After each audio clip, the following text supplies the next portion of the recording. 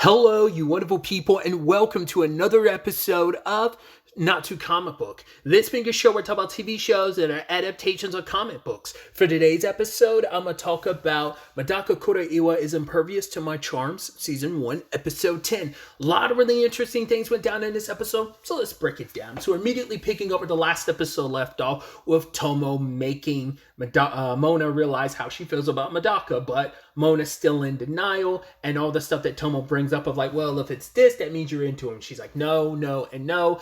It's completely, none of that's a thing. And then we have both sides of this whole love triangle situation meet. So we have Tomo and Mona, and now Tomo's getting introduced to Mina and Asahi, and Tomo's playing the role of, oh my god, you guys are so cute. And she really, really likes Asahi's prickly personality. So that's getting her to cling on. Then you have Minami staring Mona up and down, but Mona's like, I don't know what that's about. But it's because Minami is studying everything there is about Mona, being like, oh my gosh, she's hot 24/7. Oh my god, like you have an uphill battle of Asahi. I wish you the best of luck.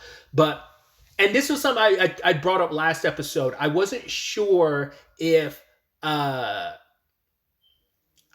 would ever tell Mona the progress or quote unquote progress she made by kissing Medaka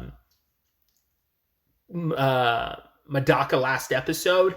And I was curious, like either she would not say that just so because she's not trying to be a dick about it, or in a fit of just trying to one up her, she would say it. But it's like, no, she came from a place of this is supposed to be fair, so I'm not trying to hide this from you. And she ends up saying like, yo, I gave a kiss to Medaka. And Mona, like, doesn't know how to handle that. She's like, wait, they kissed? And because she's trying to say like, right, it doesn't matter. It's not that big of a deal. And Tomo's overhearing all this. And even Asahi sees it. She hears it and it's like, it's fine, whatever. And even she was like, wow, like, I did not expect her to be like, wow, because she knew like, yeah, Mona's obviously into him. Would not have expected there would be other girls that are super into Medaka. That's kind of surprising.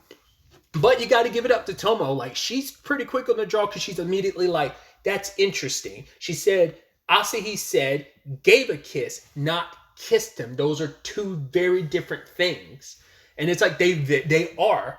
But the thing is, Mona's caught up in everything in that moment, and she's like, how does she because Mona's freaking out, having like an existential crisis, because she's like, how does she speed past me like that? She was making moves I wasn't even aware of. She's already made that much progress. I underestimate her, so while she's in the back, she's tripping out about it. But eventually she comes to the same realization that Tomo did, like, wait, gave a kiss and kissed are two different things. It took her a couple hours to get there, but she eventually got there. Her justification is, oh, that must mean she must have forced a kiss on Medaka or whatever, you know?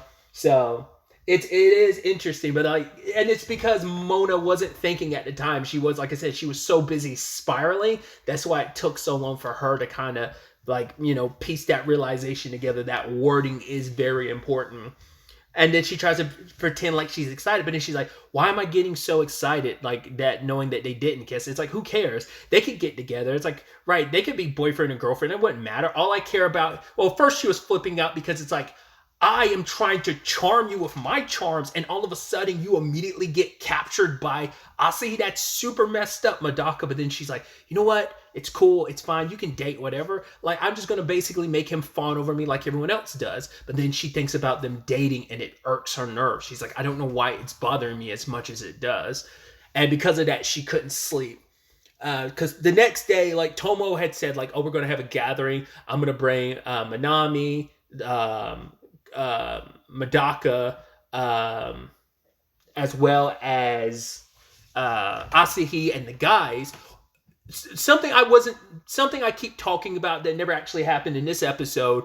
Previously, I was like, oh, it's going to be interesting when we have both wing women versus each other. We kind of have it in a pseudo way because Tomo is playing wingmen, obviously to Mona, and Minami to Asahi, and they're kind of pitting, not even plan versus plan. It's just like Minami makes a move, Tomo makes a move. Tomo's only making moves because Mona refuses to make a move, so she's like, oh, fine, and forces her hand. So she's being the most very hands-offy wing woman, where Minami's a little more like, yo, I'm the one orchestrating the plan. She's the strategist. So they haven't really like butted heads yet, wing woman versus wing woman, and they haven't really fully had strategy versus strategy. It's just very like we're fighting. They kind of came with plans, whereas like Manami and Asahi came with plans, whereas Mona and Tomo are kind of flying by the seat of their pants type of situation. So,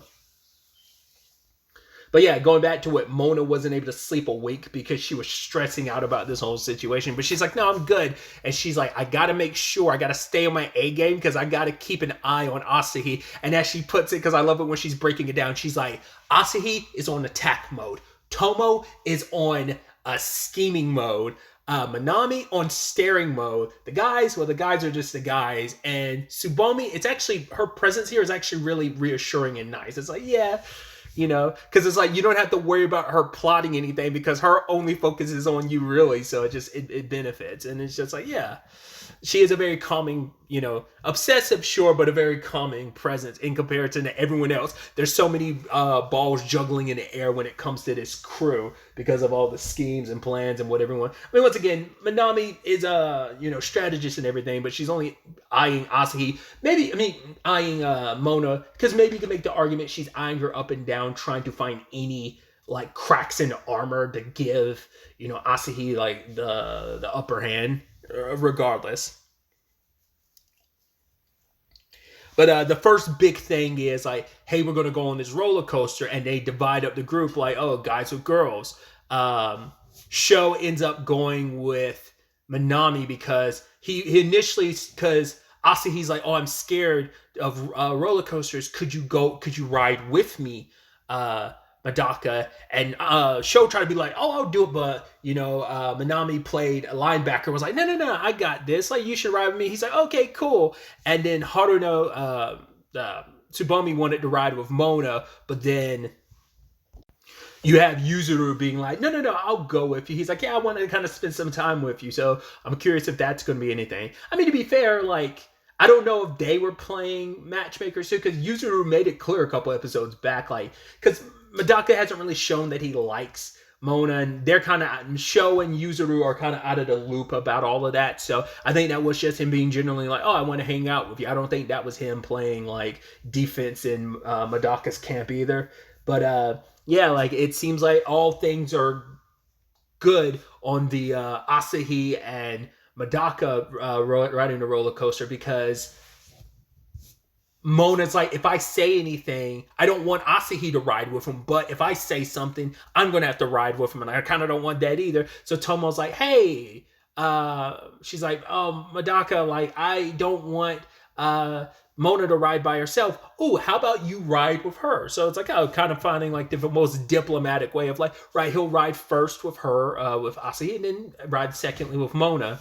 Turns out Medaka isn't good with roller coasters because it seems like he's never been to at least maybe a larger theme park, which I should also know. I'm not good with roller coasters. I haven't been to a carnival or anything, not carnival, but kind of a theme park type of thing like that. I haven't been to one in like such a long time just because I don't like heights and stuff like that. But yeah, so I'm more like Medaka, but it seems like maybe he has some experiences with them, but not one from like a big city like Tokyo.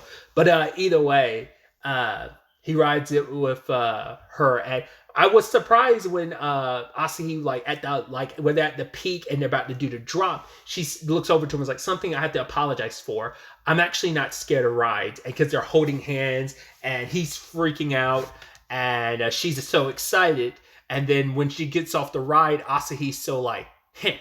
Which you also got to give it to Asahi too, that she is a little cantankerous and duplicitous to a small degree, because she recognized that Mona was kind of off her game, but she thought like, right, I didn't clarify that I gave him a kiss on the cheek and didn't clarify that it wasn't on the lips. But she's like, it's all fair in love and war, so it's okay that I didn't say anything. So.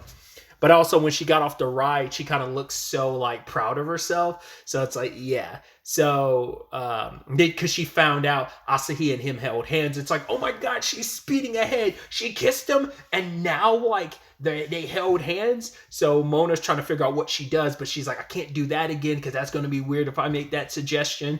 So she doesn't know what to do. So she's having a conversation with Medaka, I forgot what kind of sparked it. She was just kind of like, oh, like, do you, essentially the conversation was like, do you like anyone or something, like, or no, are you and Asahi dating? And he was like, what? No. Because at first he's like, oh, is this like the love gossip between girls? Because he's thinking like this is a casual conversation. He's like, oh wait, no. I've practiced enough. I'm strong enough. I can keep up this conversation. And Mona on the other end is so happy, like, oh good. But then she's like, why am I sighing up, like having a sigh of relief about being excited that they're not dating? And then he tosses it her way. It's like, do you like anyone? He's like, yes. Nailed it. He's like, yeah, I'm keeping this conversation up. As an introvert who is not good at small talk, more power to you, Medaka. But the problem is, he internalizes that as like, wait, I pissed her off because Mona gets super quiet. Because him tossing the question back to her, she didn't know how to react. Because once again, it's just, she's got it in her head over and over again about Tomo saying like, oh, you like him. It's super obvious. And now it's like him throwing the conversation back to her like that. Like, him asking me, is there anyone I like? Why do you have to ask me that? So, but once again, Medaka's internalizing that as, well, especially because he pissed her off at the Halloween party and he knows that. So he gets the feeling like when he looks at her, he's like, oh, I messed up and she made that face before. So it's like, I'm definitely pissed her off. It's like, no, she's flummoxed and so doesn't know what to do. So while everyone's off taking pictures with like the mascot, you have Tomo sending Mona and Medaka off to get some like snacks. I think it was specifically churros. And when they get there, there's a special promotional discount thing. Well, then I don't think it's a discount, but just a promotional thing that if you're a couple, you get to partake in this promotion. So they're like, cool, it's fine. We're a couple. And then to prove it, you have to kiss. And now it's like, what do we do? What do we do? To freaking out. Mona's like, I'm going to do it. I'm going to do it. I see he can do it. I can do it too.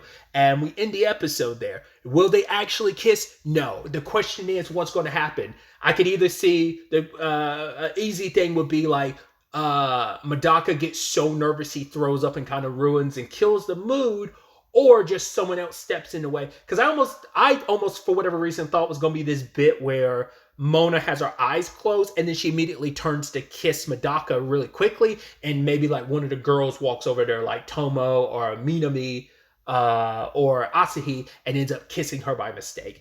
I definitely feel like that's plausible, and it still maybe could, because Asahi could see all this going down and try to get in the way, and that happens. I don't know. The kiss isn't going to go through. It's going to be interesting if she ends up doing like a peck on the lips. Like if you've seen Dandadan, how like, well, at least with the anime, because I don't know where the manga goes. I don't want to know where the manga goes, but Momo and Ken had a moment where like their teeth clicked. So that's kind of a pseudo closest thing they've had to a kiss thing at this point in the series. So I'm wondering if it's going to be something similar to that. I'm very fascinated to see where it goes. The title of the next episode is Alone with Him. So I'm wondering, they're going to be on a ride that you have to ride alone type of situation or what. But once again, Tomo is playing, Wing Woman like to the extreme, but how do you counter like Asahi and Minami, and how that situation is going to play, especially with the rest of the group too. So it's definitely going to be interesting to see how this all shapes up and plays out next episode. I'd assume this season's only going to be 12 episodes. What I am reading says 12, so I could be wrong. Obviously, the manga is still ongoing, so there's plenty of story to tell, but once again, we'll have to wait to see where episodes 11 and 12 kind of finish up and see where things kind of progress from there. So I'm curious to see where kind of the penultimate episode of the season takes us and what that sets up for the season finale. Obviously, once again, because the series is still ongoing, there's no like, oh, we're going to have some hard progress. Well, we're going to take steps forward, and the question is, where are we going to be by the end, and how that, what that potentially sets up for the future. I'm also curious to look into it and see, has this diverted from the manga at all, or is it pretty faithful? Maybe there's certain storylines it skips over or didn't adapt, but probably like in general, it's probably, I would assume it's faithful to the manga, but could be completely mistaken. So something I'll look into, at the end of the season. But like I said, very excited to see where the next episode takes us with all of this. But really, that's all I wanted to talk about. Till the next time we meet, be happy, be safe, live life to the fullest, and enjoy it. Good day and goodbye.